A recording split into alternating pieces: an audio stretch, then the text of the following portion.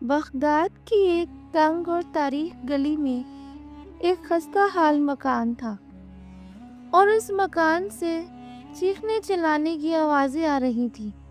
ایک عورت بلند آواز میں شکایت کر رہی تھی اور اس کے بچے بھی رو رہے تھے۔ یوں محسوس ہو رہا تھا جیسے ان پر کوئی قیامت ٹوٹ پڑی ہو۔ ان بچوں کا باپ، جس کا نام یوسف تھا، سر جھکائے اپنی بیوی کے غصہ برداشت کر رہا تھا۔ یہ صدیوں پرانی بات ہے جب بغداد میں ایک وبائی مرض پھیل گیا اور بہت سے لوگ اس کی لپیٹ میں آ گئے۔ یوسف بھی اس بیماری کا شکار ہو گیا تھا، جس کی وجہ سے وہ کمزور، لاچار اور بے روزگار ہو چکا تھا۔ اس کی بیوی اور بچوں نے کچھ دن تو فاقے برداشت کیے، لیکن اب ان کے صبر کا پیمانہ لبریز ہو چکا تھا۔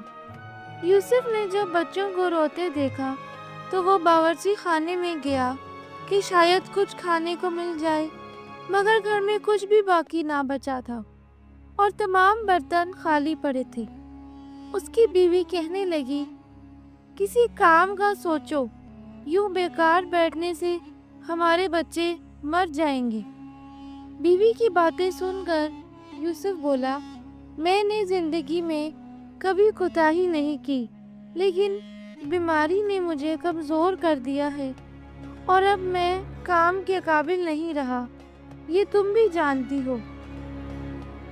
وہ بہت پریشان ہوا اور گھر میں کچھ تلاش کرنے لگا۔ آخر کار اسے ایک لمبی رسی ملی۔ وہ کہنے لگا، میں اس رسی کو بیچ کر آتا ہوں تاکہ بچوں کے لیے کچھ کھانے پینے کا بندوبست کر سکوں۔ یوسف کی باتیں سنی تو بیوی بولی، آج تو کھا لیں گے، کل کیا ہوگا؟ وہ کہنے لگا، کل کا مالک میرا خدا ہے اور کل تک بہت وقت ہے۔ پھر اس نے رسی اٹھائی اور اللہ کے بھروسے چلا گیا۔ یوسف نے کافی دیر تک گلیوں میں آوازیں لگائیں، تب جا کر ایک گاہک ملا۔ گاہک نے رسی دیکھی اور کہا، میں اس رسی کے بدلے تمہیں 1 دینار دے سکتا ہوں۔ یوسف کہنے لگا، اس کی قیمت 1 دینار سے زیادہ ہے۔ چند سال پہلے ہی میں نے یہ رسی لی تھی اور 1 دینار سے زیادہ قیمت میں خریدی تھی۔ اب گاہک سمجھ چکا تھا کہ یوسف کسی مجبوری کے تحت رسی فروخت کرنا چاہتا ہے۔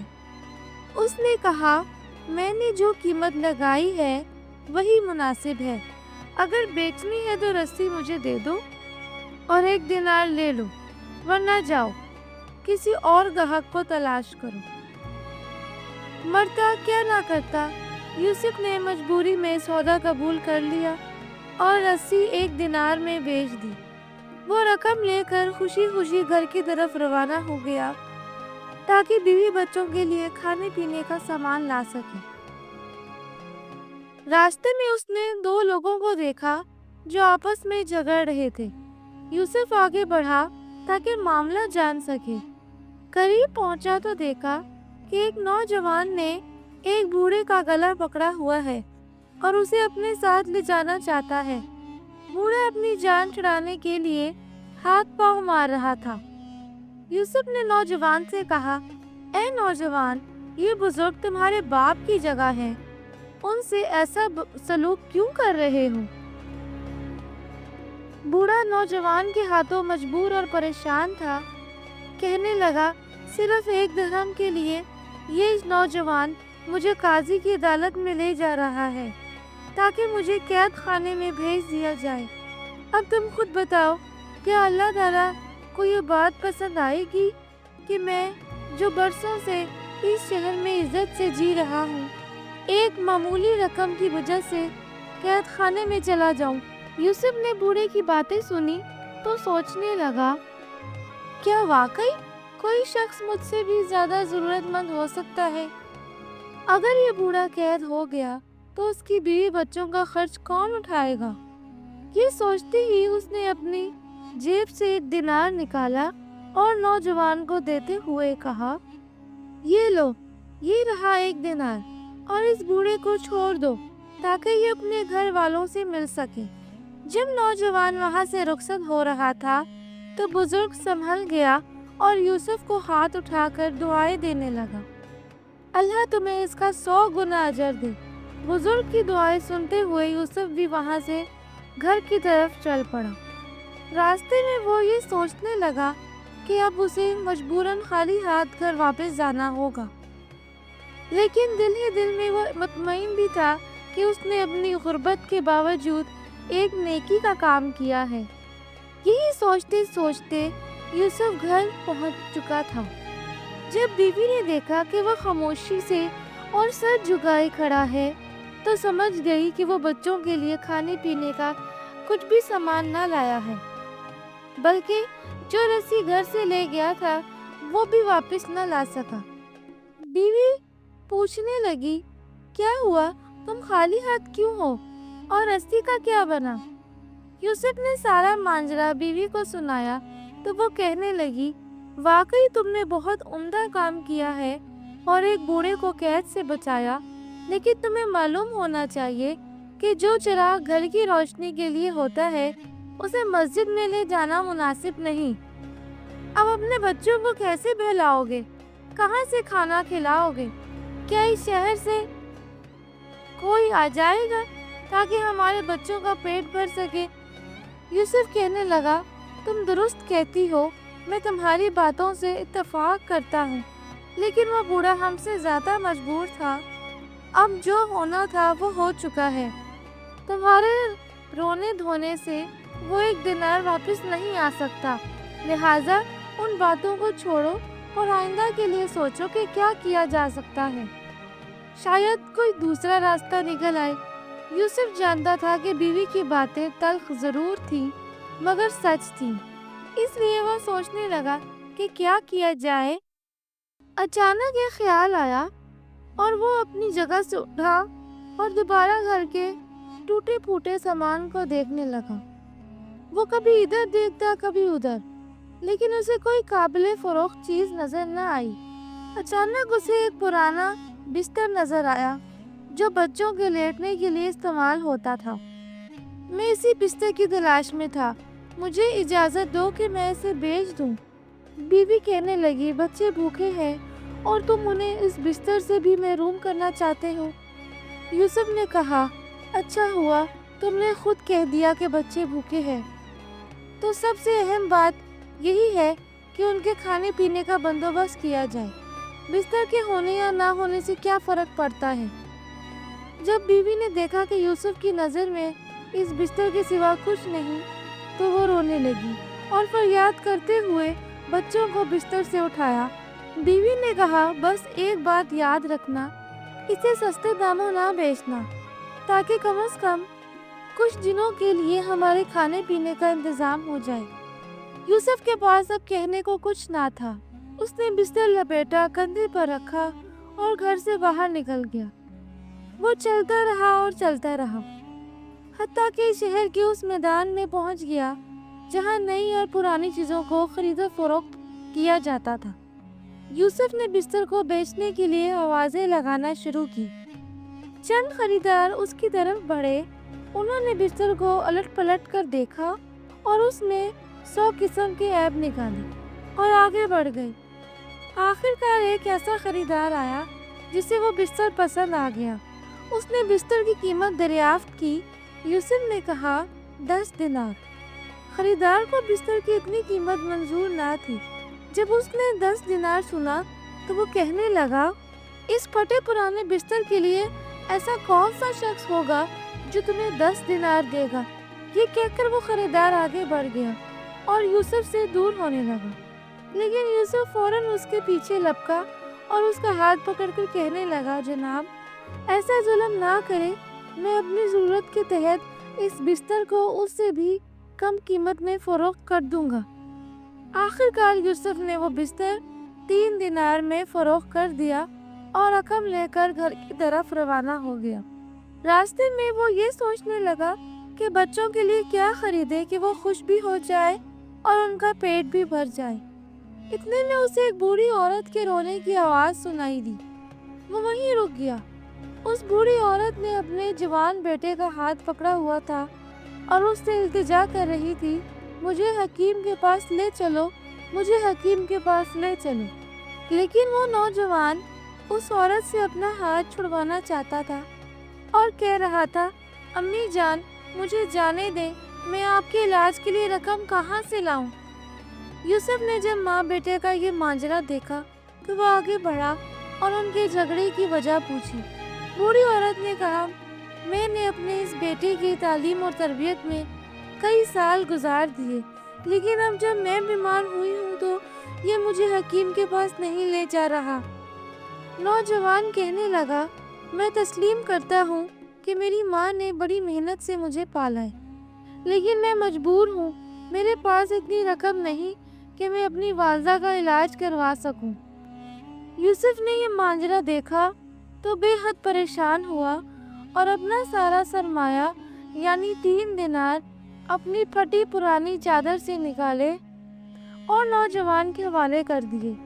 نوجوان کو یوسف کی سخاوت پر یقین نہ آیا۔ نوجوان اس کے قدموں پر گر پڑا، لیکن یوسف نے اسے ایسا کرنے سے روک دیا اور کہنے لگا، میرے پیارے، اپنی ضرورت پوری کرو اور اپنی والدہ کی خدمت کرو۔ یہ کہہ کر وہ ماں بیٹے وہاں سے روانہ ہو گئے اور یوسف دوبارہ طرح طرح کے خیالات میں ڈوب گیا۔ وہ اسی طرح حیران اور پریشان کھڑا تھا اور ادھر ادھر دیکھ رہا تھا۔ جب کافی دیر بعد سنبھلا تو گھر کی طرف چل پڑا، لیکن بھوک اور فاقے کشی سے اس میں چلنے کی بھی ہمت نہ تھی۔ اس حالت میں بھی وہ گھر جانے پر مجبور تھا۔ گرتا پڑتا وہ گھر پہنچا اور دروازے پر دستک دی۔ اس کی بیوی اور بچے اس کا انتظار کر رہے تھے، لہٰذا بیوی نے فوراً دروازہ کھولا اور اس کے چہرے پر خوشی نمودار تھی، لیکن شوہر کا اداس اور بجھا ہوا چہرہ دیکھ کر اس کی خوشی ختم ہو گئی۔ بیوی کہنے لگی، تم نے کیا کیا؟ کیا ایک بار پھر خالی ہاتھ واپس آئے ہو؟ یوسف نے بیوی کو دیکھا اور سارا ماجرا بیان کیا۔ جب بیوی نے ساری بات سنی تو کہنے لگی، تمہیں ایک بار پھر دوسروں کی محبت اور ہمدردی نے دھوکہ دیا ہے۔ پتہ نہیں تم اپنے بچوں سے ایسی محبت کا سلوک کیوں نہیں کرتے؟ اب خود ہی بتاؤ، ہم کیا کریں، کہاں جائیں؟ میرے بچوں میں اب مزید بھوک برداشت کرنے کی ہمت نہیں ہے۔ یوسف میں اب بیوی کو دیکھنے کی بھی ہمت نہ تھی۔ وہ کہنے لگا، اللہ تعالیٰ بہتر جانتا ہے، اگر تم بھی اس بڑھیا کی فریاد سنتی تو تم بھی وہی کرتی جو میں نے کیا، لیکن تسلی رکھو، اللہ ضرور کوئی نہ کوئی راستہ نکالے گا۔ اگر اس بار کوئی چیز باہر لے گیا تو اسے بیچنے کی بجائے گروی رکھ دوں گا تاکہ وہ چیز ہمارے ہاتھ سے نہ جائے۔ بیوی کہنے لگی، کیا تمہارے گھر میں کوئی چیز بچی بھی ہے جسے گروی رکھ سکو؟ یوسف اپنے گھر کے چھوٹے سے صحن میں کھڑا تھا۔ وہ ادھر ادھر دیکھنے لگا اور کہنے لگا، وہ مٹکا کیسا رہے گا؟ یہ مٹکا مجھے دے دو تاکہ اس کے بدلے میں کوئی چھوٹا سا مٹکا خرید کر لاؤں اور ساتھ ہی کچھ کھانے پینے کا سامان بھی لے آؤں۔ بیوی جو پہلے ہی غصے میں کھڑی تھی کہنے لگی، اس مٹکے سے بھی ہاتھ دھو لو، نہ تو کوئی اسے خریدے گا اور نہ ہی گروی رکھے گا، بلکہ ایسا کرو اس مٹکے کو کسی کو بخش دو یا توڑ دو۔ مایوس یوسف آگے بڑھا، مٹکا اٹھایا اور کہنے لگا، مجھے ذلیل تو نہ کرو، تم جانتی ہو میں یہ سب کچھ اپنے بچوں کے لیے کر رہا ہوں۔ اس کے بعد یوسف نے بیوی سے خدا حافظ کہا اور گھر سے نکل گیا۔ بازار پہنچ کر وہ سب سے پہلے ایک دکان پر گیا اور اس سے قرض مانگنے لگا۔ دکاندار نے کہا، یقیناً میں تمہیں قرض دینے کے لیے تیار ہوں، کیونکہ میں تمہیں جانتا ہوں۔ کوئی چیز لاؤ جسے گروی رکھ کر قرض لے لو۔ یوسف نے اسے مٹکا دکھاتے ہوئے کہا، میرا سرمایہ تو بس یہی مٹکا ہے۔ دکاندار نے دیکھا اور کہنے لگا، آخر یہ استعمال شدہ اور پرانا مٹکا جس کا رنگ بھی اڑا ہوا ہے یہ گروی رکھنے کے قابل نہیں، لہٰذا جاؤ اور کوئی ایسی چیز لاؤ جو گروی رکھنے کے قابل ہو۔ یوسف وہاں سے نکلا اور دوسری دکانوں کی طرف گیا، لیکن اس کی تمام کوششیں ناکام رہیں کیونکہ مٹکا بہت پرانا تھا اور کوئی بھی اسے گروی رکھ کر قرض دینے کو تیار نہ تھا۔ سورج غروب ہونے والا تھا اور اندھیرا چھا رہا تھا۔ یوسف کے دل پر نا امیدی طاری ہو چکی تھی۔ وہ خود سے کہنے لگا، شاید میں نے اپنی بیوی سے وعدہ کر کے غلطی کی ہے، یہ مٹکا کوئی گروی نہیں رکھے گا، اب تو لگتا ہے اسے بیچ کر ہی کچھ دینار ملیں گے۔ اس نے ارادہ کیا اور واپس پلٹا اور خریداروں کو آوازیں دینے لگا تاکہ مٹکا فروخت کر سکے، کیونکہ یہی اس کی آخری امید تھی۔ اس کی خواہش تھی کہ ہر حال میں اسے بیچ دے تاکہ کم از کم اس کی بیوی بچے اس وقت کھانے سے محروم تو نہ رہیں، مگر بدقسمتی سے کوئی خریدار نہ ملا۔ سورج مکمل غروب ہو چکا تھا اور اندھیرا چھا چکا تھا۔ یوسف تھکا ہارا گلیوں میں اکیلا رہ گیا۔ پھر وہ ایک معمولی سی روشنی کے سامنے بیٹھ گیا جو ایک مکان کی کھڑکی سے آ رہی تھی۔ وہ کافی دیر وہیں بیٹھا رہا اور سوچنے لگا کہ اب اس حالت میں گھر کیسے جائے اور بیوی بچوں کو کیا جواب دے۔ اس نے اپنا سر جھکا لیا اور مسلسل سوچتا رہا۔ اتنے میں اسے ایک مچھلی فروش کی آواز سنائی دی۔ یہ مچھلی فروش بھی یوسف کی طرح مجبور اور تنگ دست تھا۔ وہ بھی آ کر وہیں بیٹھ گیا جہاں یوسف بیٹھا تھا۔ جلد ہی وہ دونوں ایک دوسرے کا حال حوال بتانے لگے اور ایک دوسرے کے غم گسار بن گئے۔ مچھلی فروش کہنے لگا، ہم دونوں کے حالات ایک جیسے ہیں، آؤ ایسا کرتے ہیں کہ تم اس مٹکے سے جان چھڑواؤ اور میں اس مچھلی سے جان چھڑواتا ہوں۔ میں تم سے مٹکا لے لیتا ہوں اور تم مجھ سے مچھلی لے لو، تاکہ کم از کم آج رات تمہارے بیوی بچے اپنا پیٹ بھر سکیں۔ یوسف نے کچھ سوچا اور کہنے لگا، ہاں تم بالکل صحیح کہہ رہے ہو، میں خالی ہاتھ گھر جانے کی بجائے کم از کم ایک مچھلی تو لے جاؤں۔ اب یوسف ایک مچھلی کا مالک بن گیا اور اس کے بدلے مچھلی فروش کو ایک بڑا لیکن پرانا مٹکا مل گیا تھا۔ مچھلی فروش نے جلدی سے مٹکا لیا اور اپنے گھر کی طرف روانہ ہو گیا۔ مچھلی یوسف کے حصے میں آ گئی۔ پھر یوسف اس مچھلی کو لے کر اپنے گھر کی طرف چل پڑا۔ جب وہ گھر پہنچا تو نہایت حسرت اور غم بھری آواز میں دروازہ کھٹکھٹایا۔ دروازہ فوراً کھل گیا۔ اسے معلوم تھا کہ اس کی بیوی اور بچے اس کے آنے کا شدت سے انتظار کر رہے ہیں۔ وہ گھر میں داخل ہوا اور صحن میں بیوی بچوں کے سامنے مچھلی رکھ دی۔ اگرچہ یہ مچھلی بہت بڑی نہیں تھی، لیکن پرانے مٹکے کے بدلے لی گئی تھی۔ یوسف کچھ دیر خاموش رہا اور پھر کہنے لگا، میں نے وہ مٹکا گروی نہیں رکھا بلکہ اس کے بدلے یہ مچھلی حاصل کی ہے۔ بیوی مچھلی دیکھ کر خوش ہوئی، مگر فوراً اس کے چہرے کا رنگ بدل گیا اور وہ کہنے لگی، گویا تم نے مٹکا دے کر مچھلی لی ہے۔ آخر ہمارے گھر میں اب بچا ہی کیا ہے؟ کیا تم نے جانے سے پہلے وعدہ نہیں کیا تھا کہ مٹکے کو فروخت نہیں کرو گے بلکہ اس کے بدلے ایک چھوٹا مٹکا خرید کر لاؤ گے؟ یوسف بیٹھا رہا اور بس اتنا ہی کہہ سکا کہ مٹکے کو گروی رکھنے کے لیے کوئی تیار نہیں تھا۔ میرے ہاتھ پاؤں بندھے ہوئے تھے اور میں مجبور تھا۔ بیوی دل ہی دل میں افسوس کر رہی تھی کہ اب وہ مٹکے سے بھی ہاتھ دھو بیٹھے ہیں۔ وہ اپنی جگہ سے اٹھی، تھال اور چھری لی اور مچھلی صاف کرنے لگی۔ جب وہ مچھلی صاف کر رہی تھی تو اچانک حیرت سے کہنے لگی، یہ کیا ہے؟ مچھلی کے پیٹ میں چاند کی طرح کچھ چمک رہا تھا۔ یوسف آگے بڑھا اور مچھلی کے پیٹ میں چمکتا ہوا کچھ دیکھا تو خوشی سے چلا اٹھا، موتی! یہ تو قیمتی موتی ہے۔ یوسف کے چلانے سے اس کا خاموش اور اداس گھر خوشی سے بھر گیا۔ اس رات کو اس کی بیوی بچوں نے اللہ کا شکر ادا کرتے ہوئے گزاری اور وہ خوشی سے پھولے نہ سما رہے تھے۔ اب وہ صبح کا انتظار کرنے لگے کہ کب جوہری اپنی دکان کھولے گا۔ ابھی جوہری نے دکان بھی نہیں کھولی تھی کہ یوسف اس کے دروازے پر موجود تھا۔ جیسے ہی دکان کھلی اسے وہ موتی دکھایا اور اس کے بدلے میں بے تحاشا رقم وصول کر لی۔ اس بار وہ خالی ہاتھ نہ تھا بلکہ گھر جاتے ہوئے اس کی گٹری دینار اور درہم سے بھری ہوئی تھی۔ یوسف نے اس رقم سے گھر کی ضروریات اور بچوں کے کپڑوں اور کھانے پینے کا سامان لیا۔ کافی عرصے بعد ان کی زندگی کا انداز بدل چکا تھا۔ یوسف اب اپنے بیوی بچوں کے ساتھ بہت خوشحال زندگی گزار رہا تھا۔